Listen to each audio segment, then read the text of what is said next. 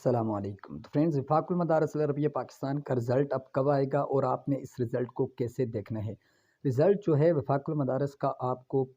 20 سے 30 دنوں کے اندر اندر مل جاتا ہے، جو کہ یعنی کہ اب جیسے کہ 2 شعبان ہے اور اسی طرح 28 شعبان المعظم کو یا رمضان المبارک کے پہلے ہفتے کے اندر اندر آپ کا رزلٹ اناؤنس کر دیا جائے گا، امید ہے انشاءاللہ العزیز۔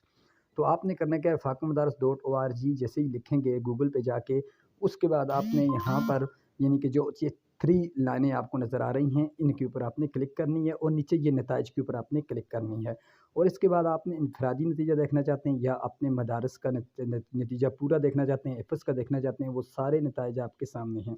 ہم اگر مدارس نتائج کتب کے اوپر اگر ہم کلک کرتے ہیں تو یہاں سے یعنی کہ آپ کلک کریں گے تو تمام جتنے بھی آپ کے مدارس کے طلبہ یا طالبات ہیں تو وہ ان کا رزلٹ آپ کے سامنے شو ہو جائے گا۔ تو جیسے ہی ہم مدارس نتائج کتب کے اوپر کلک کرتے ہیں تو